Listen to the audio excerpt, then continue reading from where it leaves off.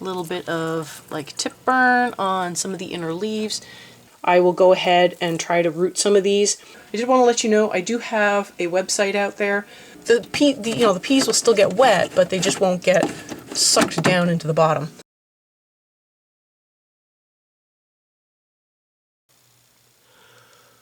Welcome back. Thank you so much for joining me today. Today is about what's in the Aerogardens and some of the stuff that's going out in the garden outside. If you're new here, I'm Catherine, the Aerogarden homesteader, and this is the cilantro. It has still not been cut. I keep forgetting it's down here, and some of it is going to seed. So I did harvest some of it because it was going to seed. I caught it early. Gave it to the chickens, but it looks good. I keep forgetting it's down here, and then I got to come all the way down to harvest some, and this is why I like to have cilantro in the kitchen, but it seems to bolt faster in the kitchen. I've got a little bit of yellowing around the edges, but that seems to be normal. The interior leaves all seem to be doing really well.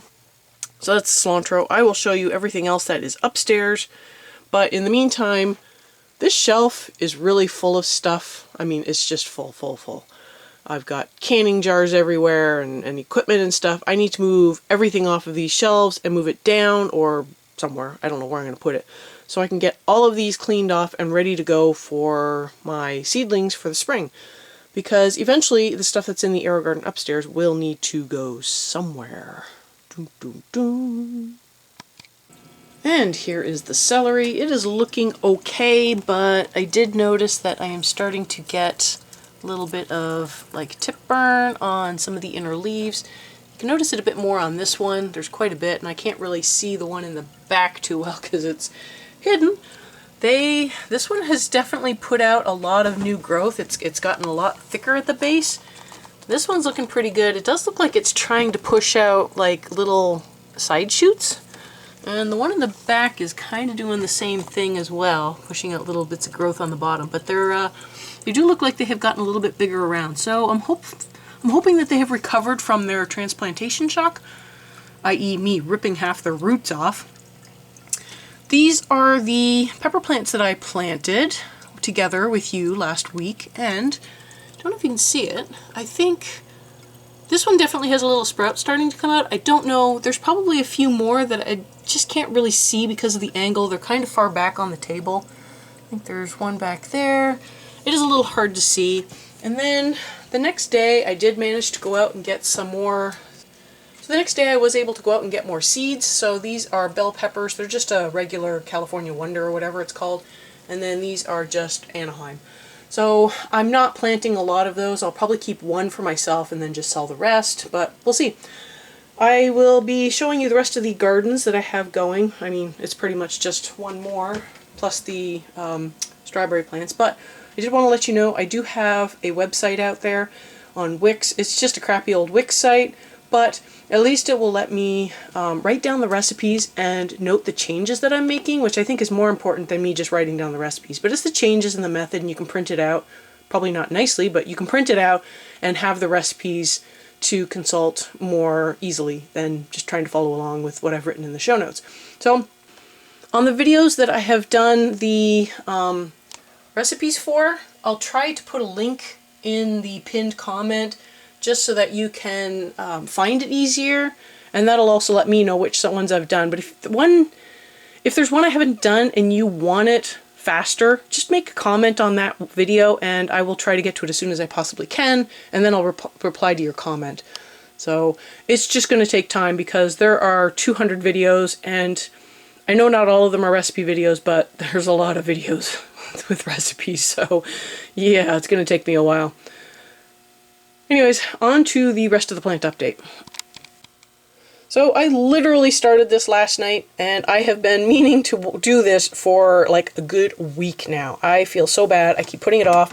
I keep mostly just forgetting. That's really what it boils down to is, I'll just do it after dinner. Yeah, I totally forget, and then I'm sitting down and I'm like, I don't want to get up.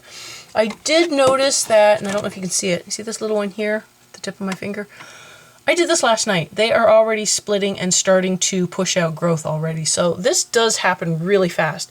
This is 2 teaspoons of seeds for the Bounty. It recommends 4. I did too, and I did try to spread it out in an even layer. This is about as even as I could get it.